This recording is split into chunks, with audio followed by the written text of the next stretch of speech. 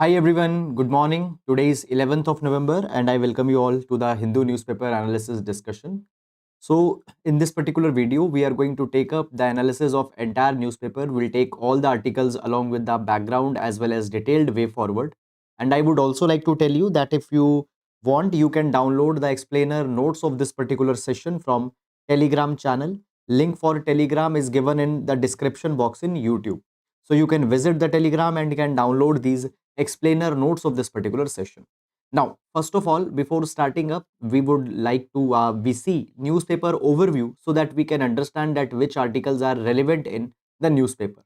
So let's go through the newspaper overview and let's identify the relevant articles in today's newspaper. So guys, here first article that we have is governors cannot sit on bills passed by the House. So this was a controversy that was going on since last so many of the days, and in this particular direction we'll see that what Supreme Court has said. Then further moving on, during talks with US, India bats for two-state solution to end Israel-Palestine crisis. So I as recently 2+2 dialogue between India and US was held. So by this article we'll see what are the key takeaways that has come out of that. Then further, India US in agreement on strategic issues, again with the in the context of India US 2+2 dialogue, we'll take this particular article. Then moving on after that, we have the city section where issues about the pollution problem in Delhi, odd even scheme that has been deferred, and these tenders, etc., they are given. Not important too much for the examination, and largely in regional section we have all these political articles that are there. So we will skip this entire section because nothing relevant has been given, and we'll move to editorial section. Now coming to editorial, first article that we have here, the decision to expel Mahua Moitra smacks of political vendetta. Okay, so basically guys, we have seen this particular issue that one of an MP, Mahua Moitra, she was charged that she has taken some money to ask a particular type of questions in parliament, and because of that matter was referred to ethics committee of Lok Sabha. Ethics committee has recommended that MP Mahua Moitra should be expelled from the house. So it is being said that there is a kind of a political vendetta. This is a politically motivated move. Now, understand this thing, guys. I will not suggest you to go too much in this particular article's detail, but I have made a specific video on this entire topic of political ethics where we have discussed this entire case. What is ethics committee? What is its mandate? What are the Gandhiji's theory on seven social sins, political ethics? I have covered academic point of view, so you can just go and can watch that particular video. Fine. Every article is not needed to be followed. Then unending ordeal. This article talks about the recent ragging incidents that have happened in Tamil Nadu, and in this context, what steps should be taken. We'll see this particular article. Then the USA's signal of huge digital shift. Will take this particular article also for the examination. Revamping the criminal justice system to fit the bill. Now, guys, uh, just understand thing. Now, see, we have taken up this particular development that what has happened. Government has come out with three bills to replace the existing criminal laws in India. For example, Bharatiya Nyay Samhita bill was introduced to replace the Indian Penal Code IPC. Bharatiya Nagrik Suraksha Samhita bill was introduced to replace the CRPC Criminal Procedure Code, and Bharatiya Sakshay bill was introduced to replace the Indian Evidence Act. Okay, now these particular bills are now being examined by the Parliamentary Standing Committee on Home Affairs. Parliamentary Standing Committee on Home Affairs. Okay. Now understand few things that the bills are being right now scrutinized by Parliamentary Standing Committee. Now it will recommend certain amendments. Now some of the amendments will be adopted, some of amendments will not be adopted. Then that particular bill will come in Parliament. In Parliament, then there will be certain amendments that will be proposed in the bill, and after that bill finally will be passed and it will become an act. Now right now it is a bill, and when we talk about this article what it is doing, this article is analyzing the provision by provisions. Okay, step by step provisions of this particular, these three bills are being analyzed. Now for your examinations you are not required to go too much it in that detail. Why? Because of there is a logic. Understand this thing. Number one, much of these particular provisions will be amended, will be changed, or will be dropped as this particular bill will pass through successive stages, number one. Number two, we are not required to go into the hairline nitty-gritties of a particular bill or a particular legislation. We need to know the broad objectives, shortcomings, how it will have some broader implication that you need to see. So therefore, I'll not recommend you to go in that particular detail, okay, and just keep this particular thing in the mind. Then yes, other these articles will take. Then ground zero report. Now, first of all, what is this ground zero report? So every Saturday, one page article is published as this ground zero report. In this ground zero report, they track a particular development. They take the statements of the people, and all the personal stories, personal accounts are given. So basically, guys, what is happening now? This article is talking about now this particular article is talking about the stubble burning which is happening in Haryana, Punjab and the regions of Western Uttar Pradesh, and by that particular thing, how the people are getting impacted, pollution and all such kind of a thing. Okay, so basically guys, if you want, you can read this particular article for interest, but exam specific substance are not that much provided in this particular article. Okay, then moving on to the next page. Tamil Nadu governor holding back bills as a matter of concern. We'll take this particular article along with the first page article that is there.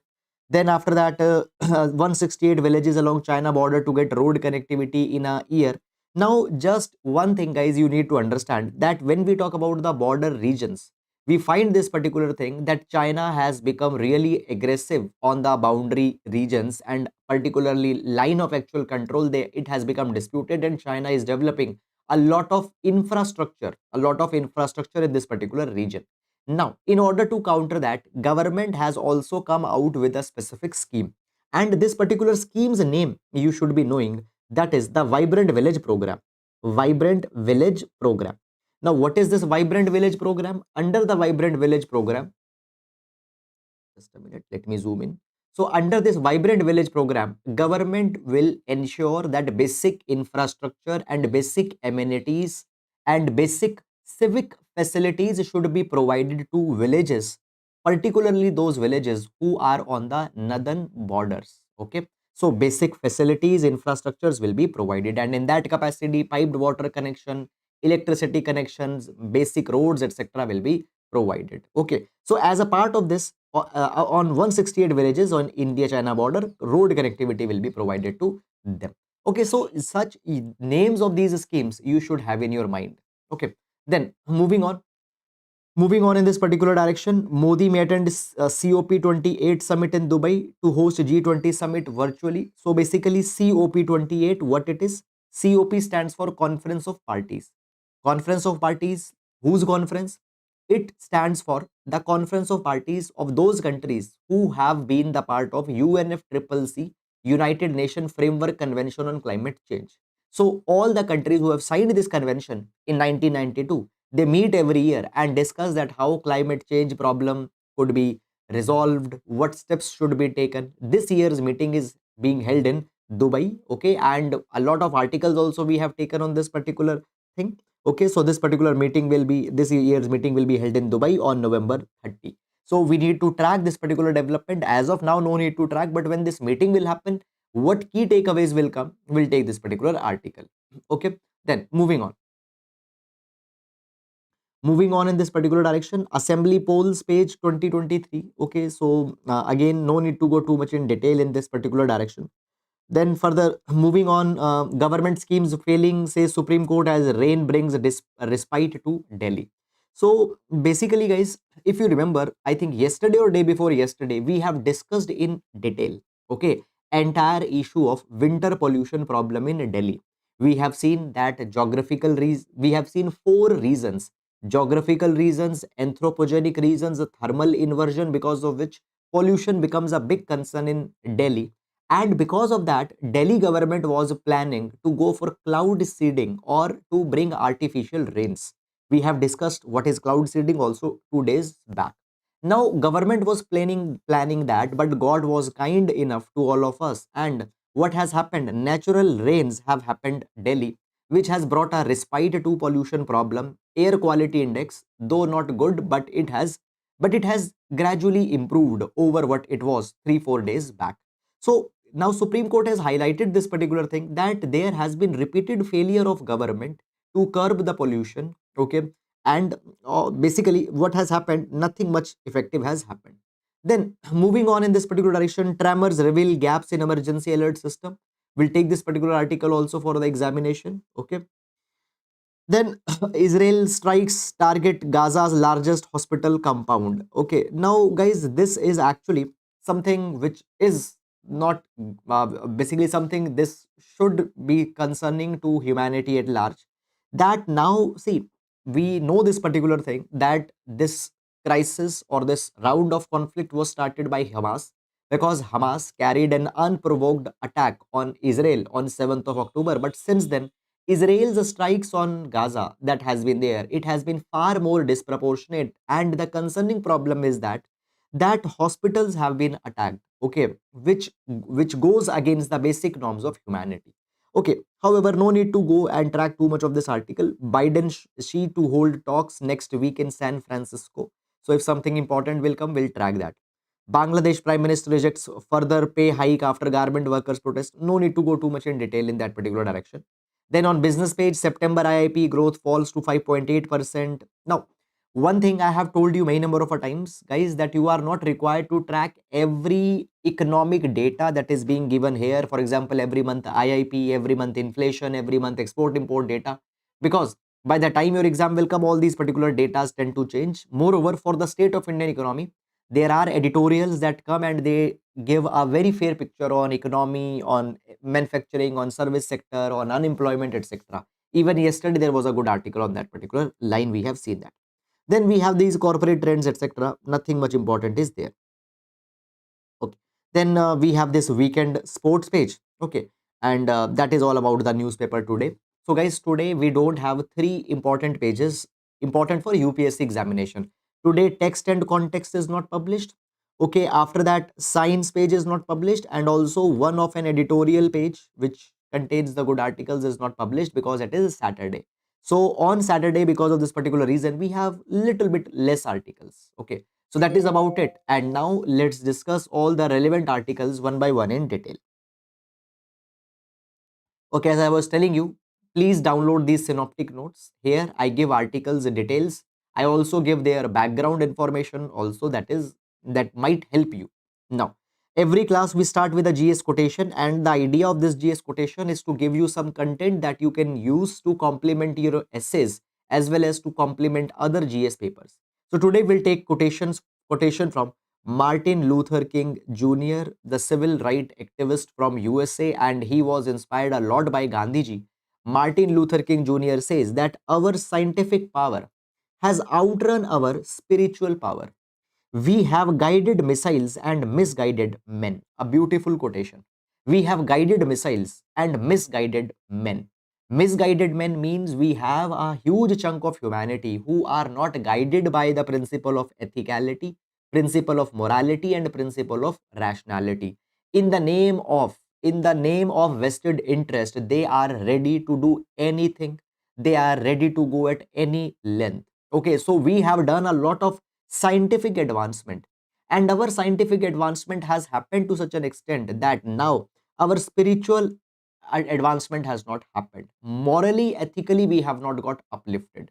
Okay, and because of that, because of ethical and moral upliftment that has not happened, we have a class of misguided men but guided missiles. So you can use this particular idea in essay, you can use this particular idea in essay, as well as you can use this particular idea in ethics GS paper number 4. Okay, moving on. And you guys, you already know that GS foundation batch second has started. Okay, now moving on. So let's take first article for today, and here we have clubbed two articles from the different pages of Hindu newspaper. First of all, let's see utility of this particular article for examination. So this particular article we are going to see with respect to GS paper number 2, polity, polity. Okay, issues related to constitutional functionaries, issues related to the functioning of constitutional functionaries. Okay, Now, first of all, before going on in this particular article, I would like to tell you some basic background information that will be helpful to you. Okay. So basically, guys, what has happened? Multiple state governments have moved to Supreme Court against governor. Against governor. Why?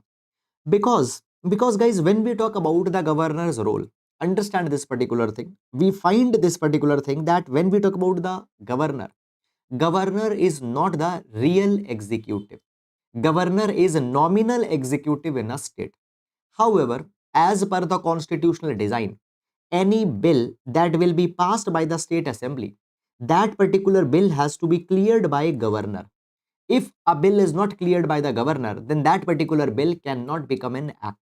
And whenever state assembly passes a bill or clears a bill and sends it to governor, governor under article 200 of the Indian constitution has certain options.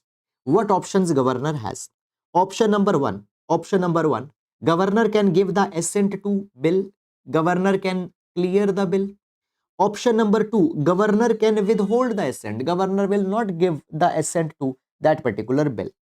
Number three, governor can reserve that particular bill for President of India's consideration, particularly bills which might have some impact on federalism of India or some bills which might have an impact on the jurisdiction of high courts. These particular bills can be reserved for the president, and if a bill is not a money bill, that particular bill can be returned to the state assemblies. State assemblies can reconsider that bill and can again send the bill to the governor. Okay. Now understand this particular thing that when we read article 200, article 200 has one particular reference that governor has to act as soon as possible. First of all, governor has to act as soon as possible. But guys, what we find this particular thing that in the case of many of the state governments, particularly in those states where different political parties are ruling, and here we have example of Punjab, we have example of Kerala, we have example of Tamil Nadu. Okay. Now, all these particular states, they have approached Supreme Court and they say this particular thing that we have cleared the bill, but governor is not giving assent to that particular bill. Governor is sitting on that bill, and according to Kerala, there are certain bills with the governor which has not been cleared in last 2 years. For 2 years they are pending, and these government says that these bills are, because these bills are not being passed, citizens welfare, citizens development is getting restricted. So they have asked Supreme Court that Supreme Court should give a directive. Supreme Court should give a directive to governor that governor has to pass a bill in a time bound manner, and they also want that some timeline should be provided in this particular direction. Now guys, one particular more thing I want to tell you, and please note it down separately in your notebooks. Please note it down separately in your notebooks. If you remember few days back when this controversy got started, then also I have told you this. Now guys, there is actually one more judgment also in this particular capacity, that is Purushottam Nambudiri versus State of Kerala. Purushottam Nambudiri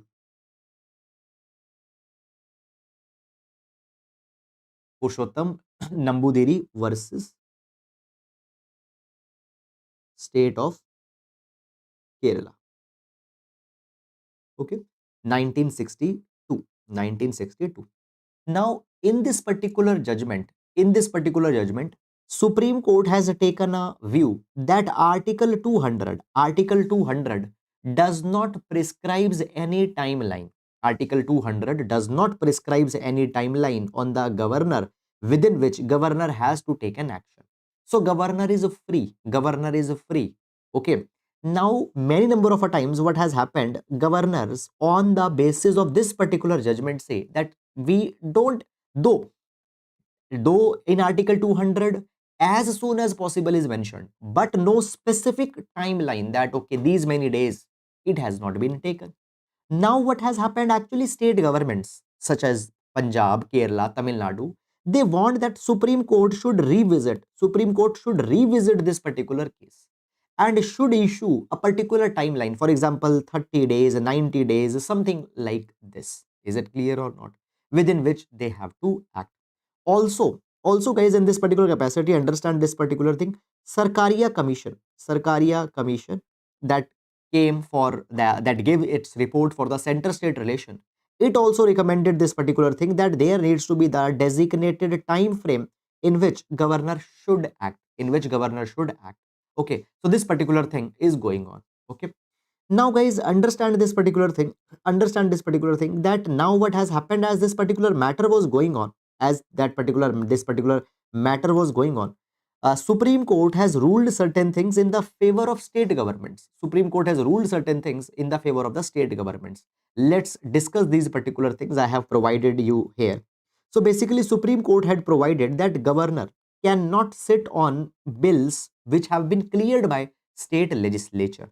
Now, Supreme Court has ruled on the petition filed by the Punjab government. I told you many governments have approached, so it has ruled on the petition of Punjab government, and Supreme Court has reminded the governor that real power vests with the elected representatives of the people in a parliamentary form of democracy.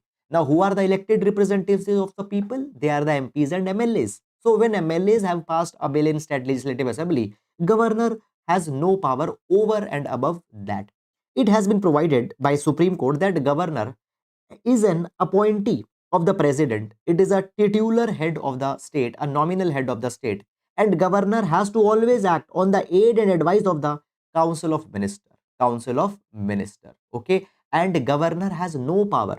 Fine. The power to take decisions affecting the governance of the state or nation is entrusted in the elected arm of the state, means the MLAs, state legislative assembly. So governor has no power to interfere in any matters of governance, and as the bills are not being passed, governance will be impacted. So governor need to ensure that restraint is being adopted. Okay, this is something that has happened. Also, Supreme Court had said this particular thing, that governors such as the Tamil Nadu governor, they are bringing a constitutional deadlock, which is a serious concern because they are not clearing the bill. And also, Supreme Court has reminded the governor that when we read Article 200, fine, Article 200 uses this line as soon as possible, means in a reasonable time, governor should take the decision. Moreover, also guys, it was provided by the Supreme Court that why a particular timeline was not fixed, like 30 days, 60 days, 90 days. It is because that constitution makers, they had a faith on wisdom of the governor, that governor will ensure that in a reasonable time all these particular things are being decided. So that is all guys about this particular article. I hope that you have understood it. Okay, now moving to the next article. Tremors reveal gap in emergency alert system. Okay, tremors reveal gap in emergency alert system. Now, first of all guys, before going on in this particular article, let's see what is importance of this article, where this particular article will be important.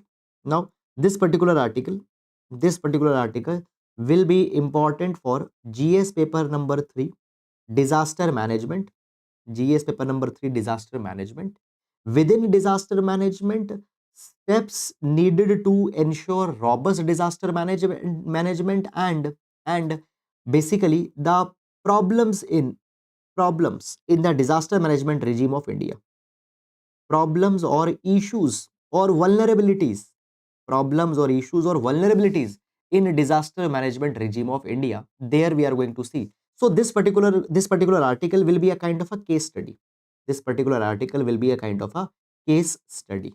Okay, now guys, understand this particular thing, that basically guys, uh, we all the time say this particular thing, that basically whenever a disaster strikes, now first of all you need to understand one particular thing, that a basic concept I want to explain. Guys, see, when hazard meets vulnerability, it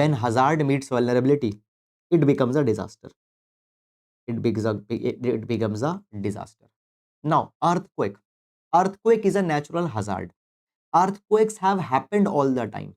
Suppose if earthquake came in let's say if earthquake came in a forest, and no person died in that forest, there was no property that got damaged in the forest, we are never concerned about that earthquake and we don't call that earthquake as a disaster. Okay. So, or let's say there is a tsunami that came, and because of that particular tsunami, there was a kind of an island which was inhabited, no person was living there, no house, no property was there. That island got washed away by the tsunami. Will not call it as a disaster, it was normally a hazard. So basically, guys, whenever a hazard, these hazard could be natural hazards such as earthquake, tsunami, etc. These hazards could be anthropogenic also sometimes. Okay. Now, whenever a hazard will meet vulnerability, means when people will be impacted, property will be impacted, then that particular thing will become a disaster, Now, guys, when we talk about a disaster management, now understand this thing. Basically, we cannot have a control over hazard most of the times. We cannot have a control over the hazard. You cannot stop earthquake. Okay. You cannot stop a volcanic eruption, but we can have a control on reducing this particular vulnerability.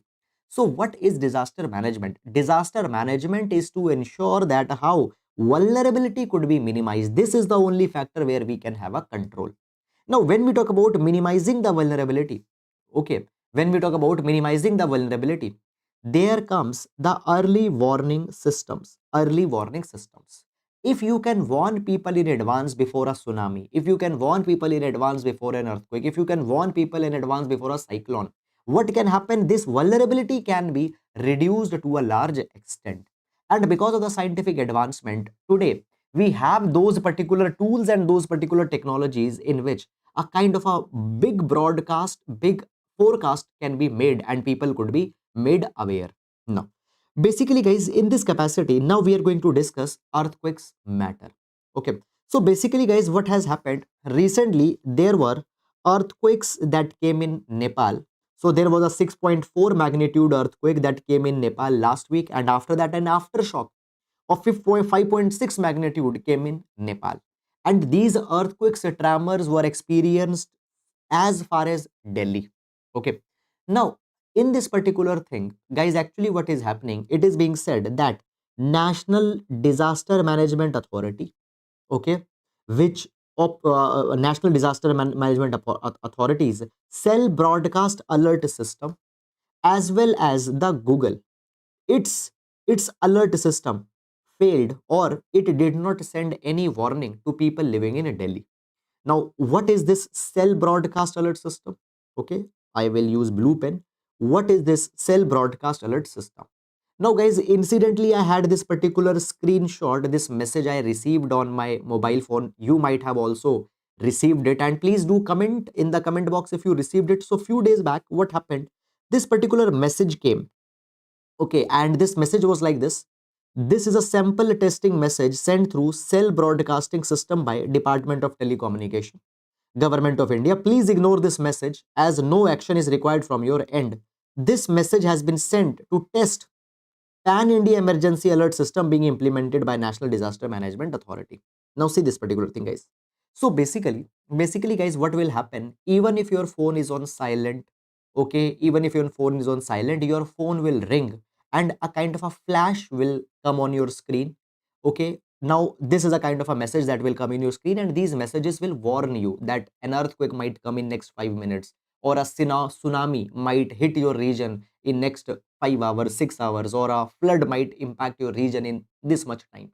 So this is a kind of a early warning system that has been adopted by National Disaster Management Authority. Now this message was a test message. This message was a demo message or a test message to check that whether people are receiving this message or not, and it happens in USA also uh, a lot frequently. So this message came. Okay. Now this was a test message. It did not had any purpose. Now it was expected that such messages will be sent to people whenever there will be a kind of a crisis or a disaster. And this earthquake came. Tremors were felt in Delhi, but no message was sent. No message was sent. So basically now it is being said that National Disaster Management Authorities, this cell broadcast alert system, it did not send any messages. And even Google. Now see, when we talk about Google, guys, Google also has this particular service where it sends the messages to Android users in case of any such kind of an disaster might be coming. So basically, Google also did not send any message. Now, Google had said this particular thing that we send message only in those areas where a kind of a disaster can cross, or let's say earthquake can cross 3.5 on modified Mercalli intensity scale. So only those earthquakes which have the intensity of 3.5 mmi and above, in those cases only we give the notice. Okay. Now, basically, guys, when we talk about these basically this cell broadcast alert system, CBAS, cell broadcast alert system. What is the usages of this CBAS, cell broadcast alert system?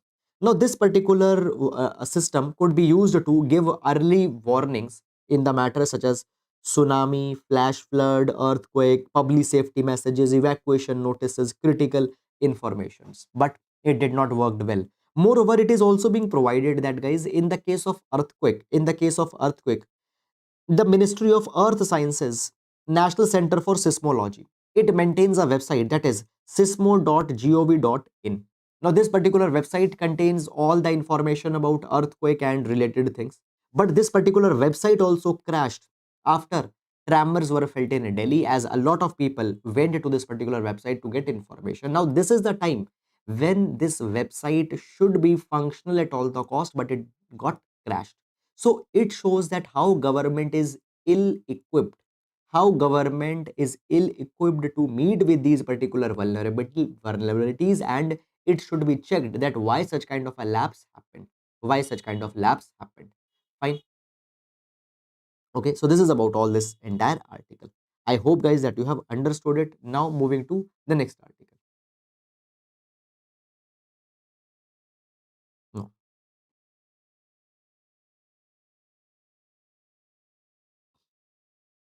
During talks with US, India, during talks with US, India bats for two-state solution to end Israel-Palestinian crisis. India US in agreement on strategic issues, says Rajnath at bilateral meet. So here we have clubbed these two articles. Here we have clubbed these two articles, and we are going to see this particular article here. Fine. Now, guys, what will be the utility of this particular article? What is the utility of this particular article? This particular article we are going to see in the context of GS paper number 2, international relation. GS paper number 2, international relation, we are going to see this particular article. Okay. Now, first of all, guys, you need to know a little bit. You need to know a little bit about this particular article's background. First of all, let's discuss this particular thing, and then we'll go in this particular article.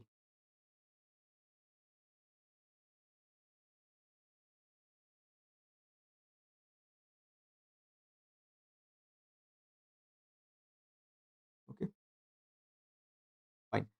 Okay, so here there is a comment, and let me share the comment. Okay, गुरुजी एक robot बना, उसके अंदर सभी प्रकार की knowledge भर दो। ऐसा होना संभव है क्या, जब आप ना हो तो भी, तो जो हमको पढ़ा सके? Okay, yes dear, I'll try to make such robot. And there is one more message that is there. वैसे सर जी आपकी कास्ट क्या है, हिंदू हो या मुस्लिम? यदि मुस्लिम हो तो मेरे लिए गर्व की बात होगी, यदि आप हिंदू हो तो मेरे लिए और भी ज़्यादा गर्व की बात होगी. Now, because as this comment has come, I have just only one response to say. So there, now what Kabir Das says. So there is a doha of Kabir Das. So Kabir Das says, जाति न पूछो साधु की, पूछ लीजिए ज्ञान, मोल करो तलवार का, पड़ा रहन दो म्यान. So teacher who is teaching you, so judge a teacher always on the basis of his knowledge, that what he has to offer you. There is nothing in this thing that what is the religion of that person, what is the caste of that person, because according to me, a person's caste, a person's religion, neither it defines anything nor it negates anything. Okay, so a person's character should be the one which should be judged beyond every other thing. So that is something. Now let's discuss with the article. Okay. Okay, so basically, what is this 2+2 dialogue that has held? Because all these things are coming out of this particular 2+2 dialogue only. Now, let's discuss this thing. So basically, guys, when we talk about the 2+2 dialogue, it is a kind of a format of talks which India holds with multiple countries. Now, in this 2+2 dialogue, what happens? Defense and foreign minister. Now, in this particular 2+2 dialogue, what happened? Foreign and defense ministers of India and the partner country, they meet and they discuss some of the important issues. And when we talk about the 2+2 dialogue, we have 2+2 dialogue with many countries. For example, we have it with Australia, we have it with Japan, we have it with United Kingdom, Russia. And when we talk about the USA, 2+2 dialogue with USA is the oldest 2+2 dialogue format that is being held, and it got started during the time of the Donald Trump regime. Now, in this particular 2+2 dialogue, 2+2 dialogue, okay, we take up the strategic matters, we take up the matters of commerce, we take up the matters which concern the common areas of both the countries. Now, understand this particular thing. This 2+2 dialogue has actually replaced the strategic and, let me use a blue color pen, it has replaced the strategic and commercial dialogue. Now, this strategic and commercial dialogue was an earlier format that existed between India and USA. It got started during the time of Obama. And under this strategic and commercial dialogue, what used to happen? Foreign and commerce ministers, they used to meet and discuss the common issues. But now it has been replaced. So the strategic and commercial dialogue has been replaced with the 2+2, and in place of foreign and commerce ministers, now foreign and defense ministers meet. And what has happened just recently, the 2+2 dialogue between India and USA has been held. Now, you are not really required to go too much in detail of this. We just need to see that what are the important key takeaways that has come out of this particular article. What are the key important takeaways that has come out of this particular article? So here what I have done, fine, I have just filtered out all the blabber and all the bol bachan kind of a thing, and the core takeaways we are going to take here. Now, first of all, what is happening now? You know this thing that this right now Hamas and Israel war is going on, and in this capacity, a large number of people, even innocent people, they have died. So India has provided that we will support two-state solution, and India for a long period have held this particular viewpoint only, two-state solution. Now, see, India has a strategic relation with Israel, and India is a very big time defense partner with the Israel also. But India also recognizes the rights of Palestinians to have their land, to have their territory. Because India says that historically Arabs, they lived there and Palestine was their territory. Though Jerusalem is a holy city for Jews also, and this region happens to be their promised land also, but we cannot recognize the right of any one. We recognize the both of the countries' rights. And here again, India has repeated that 2+2 state solution should be brought. Also, both USA and India, they have agreed that there is need to bring a humanitarian pause in this conflict. Now see, they have not mentioned about the ceasefire. They have not mentioned about the ceasefire. Rather, they have mentioned about the humanitarian pause. Now, little bit of a background is there with respect to this particular thing. Understand this. What happened few days back in United Nations Security Council, a resolution was floated on this thing that a ceasefire should be brought in this Hamas-Israel war. USA used their veto power and said that no, ceasefire will not be brought.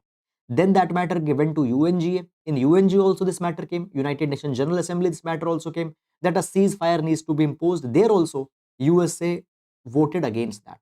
So maybe because the USA is very much adamant that ceasefire should not be there. So this word humanitarian pause was used. Okay. Also, both the countries, they have agreed this particular thing. As this war is going on, there is a need to adhere to international humanitarian law. Civilians should not be attacked. Okay, collateral damage of civilian buildings, etc., should not happen. Then the next is that also we have discussed independent issues also. For example, we have discussed the issue of India Canada relations. Now this India Canada relations also we have discussed, because we saw this particular thing that India Canada relations recently declined because of unsubstantiated allegation that was made by the Canadian Prime Minister against India, saying that India played a role in killing of a Khalistani leader. Okay, then upcoming elections in Bangladesh, all these things were discussed. And then guys, finally, defense cooperation, defense talks also happened. Now, you need to see that now India and USA are cooperating on defense deals, and many high profile deals have also been signed in the past. We have discussed it in lot more detail. Just to give you some background to some context. Now, what India and USA's high profile defense deal is going on? First of all, India is procuring 31 MQ-9B unmanned aerial vehicles. These are the drones that will be used by the Navy, as well as it will be used by the Army for the surveillance and for the surveillance of the boundaries. Okay. Also, we are signing a deal with General Electric, okay, for F414 jet engines for India, which will be used for LCA Mark II, okay, light combat aircraft. Okay, so we are going to procure the jet engines from USA, and we are going to procure unmanned aerial vehicles from USA. So for this particular thing, defense deal has also been signed. A memorandum of understanding has also been signed. So this particular matter was also picked up in this 2+2 dialogue. Also guys, here there is a very important development also that is there. So basically, USA has congratulated India, has welcomed India, because now India has become a full member of Combined Maritime Forces. Now, what is this Combined Maritime Forces? So, Combined Maritime Forces is a multilateral. It has a multilateral arrangement in which, in which, in which what is happening? Uh, in which the countries have come together. In which countries have come together to uphold the rule-based international order.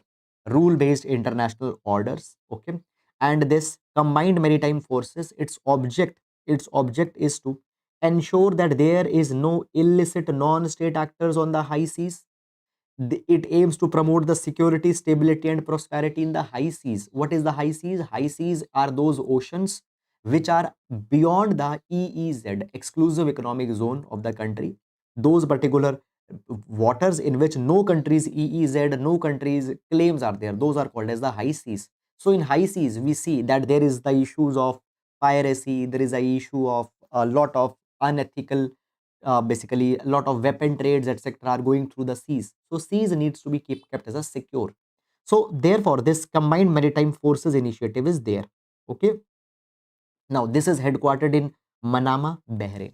It is headquartered in Manama, Bahrain, and India has become the part. India has become the part of this combined maritime forces. Is it clear or not, guys? Now this particular initiative came out in 2001. Is it clear or not? Fine. I hope, guys, that you have understood this entire particular article. Now, moving on in this particular direction.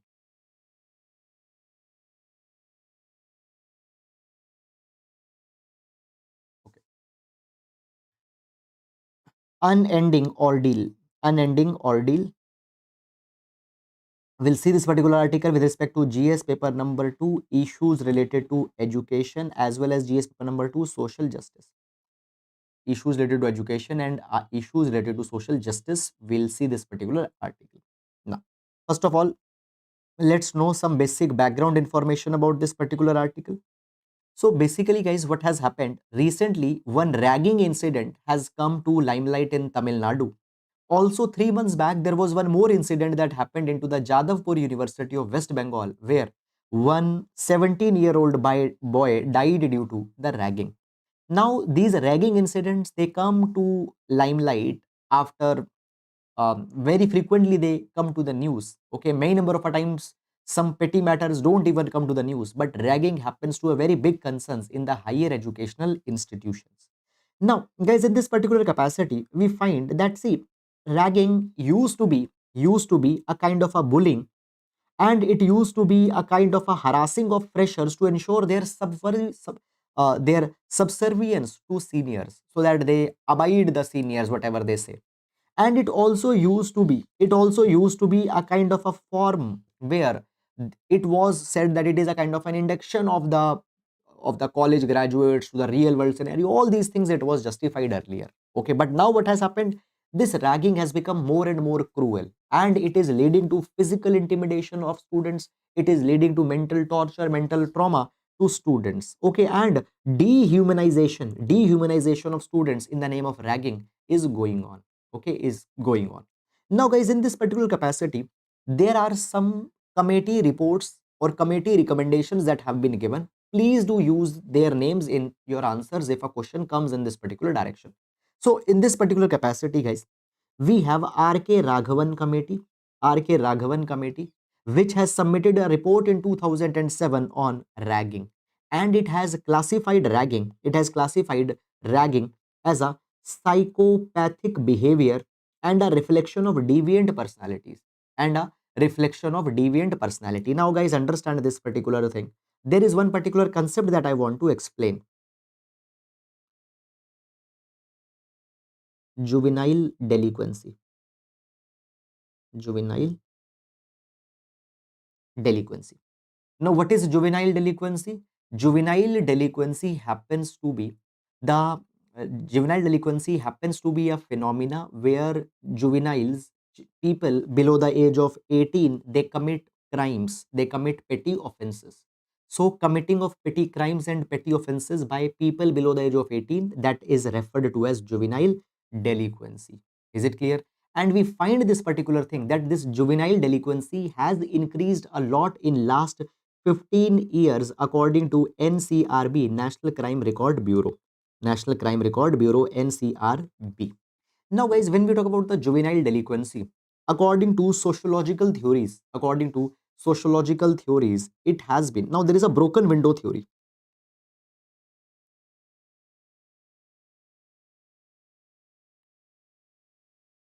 Okay, there is this broken window theory. Now, broken window theory provides this particular thing, that whenever we talk about the see, we find this particular thing, we find this particular thing, that often people in adult age, they do heinous crimes, now why they do heinous crimes? They do heinous crimes because that particular thing starts in their childhood, they start their childhood. So basically, often what happens, there is a neglected environment. In this neglected environment, children, they are born, and when they are born, they develop certain criminal tendencies, and these criminal tendencies, they get amplified in adult age.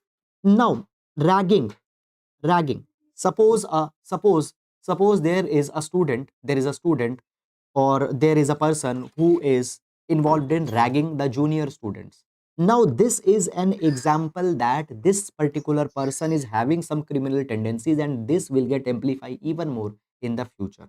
So, all the ragging related incidents need to be condemned early, Now, in 1999, there is UGC, University Grants Commission. It also recommended that we need to specifically focus on prohibition, prevention, and punishment approach to reduce ragging. Now, UGC report and RK Raghavan committee, they specifically have focused that we need to focus on zero tolerance of ragging. We need to have a kind of a framework by which the ragging needs to be removed. But up till now, nothing much has happened. There are the states which have come out with the anti-ragging laws, but largely these particular laws have not been very much effective. They have not been very much effective.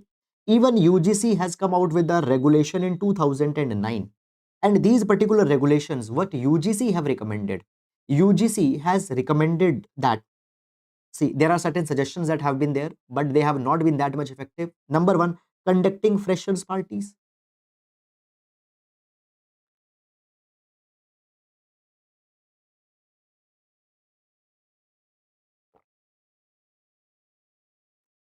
Okay, so basically they say that basically there is a need to conduct the fresher parties. Now, what is the fresher parties? In fresher parties, the undergraduate students that have come, they get to know the college, their seniors, so they're conducting fresher parties need to be there.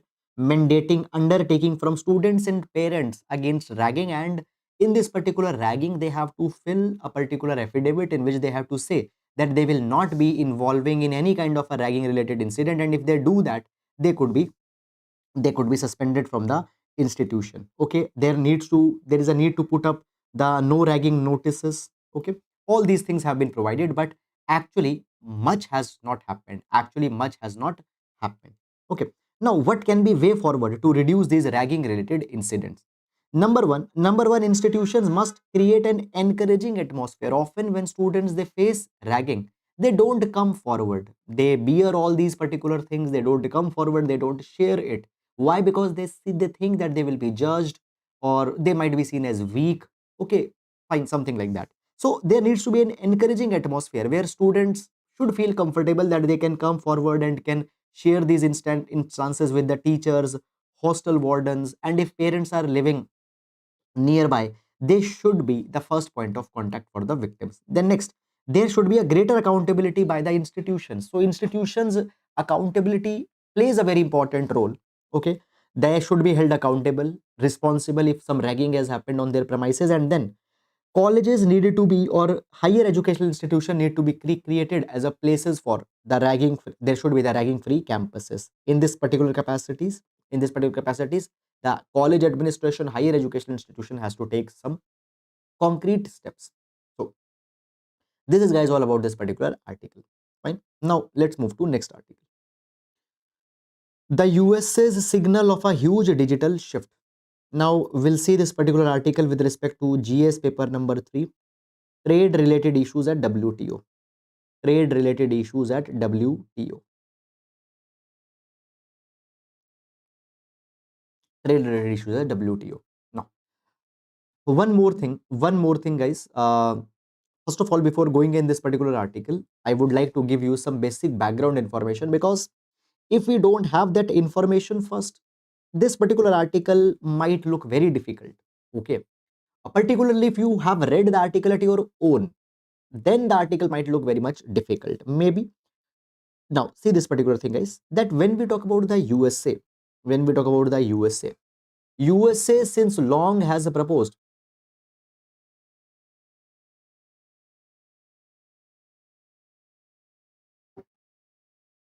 USA since long has proposed the free trade, and as digital trade became prevalent after 1990s, USA has also supported the free digital trade.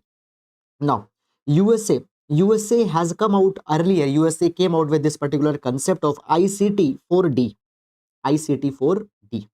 It means ICT, information and communication technology, information and communication technology for development, And USA wanted that digital trade, digital technologies should expand in the entire world without any barrier, without any restriction. And earlier, USA came out with a digital trade protocol, digital trade proposal, where they want that the countries should not earn. Now, listen me very carefully. USA said that countries should not unnecessarily put obstacles in the expansion of digital trade. They should not unnecessarily regulate the big technology. Okay, big tech companies, or big tech companies such as Google, Apple, Amazon, etc. Also, when we talk about the digital trade, it has been a hottest agenda in WTO, and US has always said that don't restrict digital trade, free flow of data, free flow of data. Always USA supported this particular thing. Now, guys, what has happened recently? USA has made a U-turn. USA has made a U-turn. What USA has made a U-turn? USA has withdrawn from WTO its digital trade positions. First of all, earlier USA was supporting that there should be no data localization, there should be the free movement of data. Now, first of all, what is data localization? What is data localization? Let's understand this particular thing. So basically, now you see this thing that in India, let's say you use Amazon. You use Amazon. Now, many number of times, what you do, you store your card information on Amazon. You store your card information, your card number, all that on Amazon. Now, basically, guys, this information is stored on Amazon's cloud, but physically, where this information is stored? Physically, this information is actually stored into the servers of Amazon, which are outside India. Okay, servers of Amazon, which are outside India. So basically, guys, what is happening? India's information is being stored outside the servers of India, outside the servers of India. Now, what happened? What happened? Reserve Bank of India, couple of years back, came out with the data localization norms for India. Reserve Bank of India provided that data localization has to be made mandatory, means all the at least finance relate all the financial data that of Indians is there with any of the company, that is to be physically stored in servers located within India. Indians data cannot be stored at servers located outside India. That data is to be stored on servers located within the India. That is called as a data localization. So these data localization norms were issued by Reserve Bank of India few years back. Now, guys, many other countries also started to come out with this data localization norms. Okay, many countries have come out with that. Now, USA was against this data localization because these big tech companies, Apple, Amazon, Google, these big companies, they are of America only. And if they have to make servers in India also, this might lead to a lot of economic cost. So USA has criticized this particular development. Okay, USA has also criticized the restrictions on the data. So many number of times when they are taking back the data to their country, we restrict that. Many countries restrict that. So on the data movement, they said that no barrier should be there. On data localization should not be there. But now USA has withdrawn it. And USA is saying that if you want to do data localization, do it. You want to restrict the data, do it. Now, why USA is doing this particular thing? This is a question that has come. So USA is doing this particular thing. USA is doing this particular thing. Why USA is doing this particular thing? It is because of the China factor that has come. Now, what is this particular China factor? Basically, guys, now as WTO negotiations are happening, in that all countries are free to participate. And now what is happening? China is also participating in the data negotiations, and China has leveraged itself to use these particular free movement of data for its benefit. How? China is using this free movement of data for its benefit. Now, guys, understand this particular thing. Understand this particular thing, guys, that when we talk about the China has advanced technologically so much. So basically, if there will be the free movement of data, there is the no data localization. And by that free movement of data, China might develop a big capabilities in artificial intelligence. China might develop big capabilities in the big data analytics, etc., and such kind of a thing. And at least in this particular area, what will happen? China might outsmart the US. On digital front, China might outsmart the USA. So therefore, USA wants to restrict it. So this is a China factor that has come in between. Okay. So this is, guys, that you need to know. Now, beyond that, guys, I will not advise you to go in this particular article, because in the article is not there anything. But don't go too much in that detail, because you need not to go in the PhD, because those kind of questions don't come. You need to have this information. Now, guys, I hope that you have understood it, and now we'll move to the next article. Sorry, main practice question for today. So question is, India and USA turned from estranged. Estranged means the two which don't have good terms, to engaged democracies. Engaged democracies means which are connected and having good terms. So India, US turned from estranged democracies to engaged democracies. And to give some context, what actually happened? USA has put a lot of sanctions on India, particularly when India did its nuclear test. Okay, and during the Cold War also, relations between USA and India were not very much good. And from that estranged, India have come to engaged democracies. Okay, so that is about it. So please write it, and this will be a 10 marker question for GS paper number 2. Okay. Sir, how to do revision? See, revision, there is no two ways of a revision. Revision is whatever you have read, you need to designate a slot, and you need to reread that particular thing multiple number of a times. And without revision, it is no use of reading new things. Okay, so simply understand this particular thing. Suppose you every day study for 8 hours. 6 hours should be your normal study, and 2 hours slot should be there for revising the concepts that you have read in the past. And I will advise you that Saturday and Sunday, at least one day, should be entirely devoted for revising what you have done in the entire week. So every day 2 hours slot, and week one day should be there. Okay. Now moving on. Okay, sir, I have started my preparation in June and I have completed NCRTs with revision and in mains economy, polity, history, starting today with regular current affair revision, but I have not chosen optional subject. Guys, don't do this thing. If you are aiming for 2024 attempt, ensure that you choose your optional, and not only choosing optional is sufficient. Ensure that you, whatever way you want to prepare your optional, you want to take a coaching, do that. You want to do self study, do that. Okay, and ensure that you have grasped the entire optional.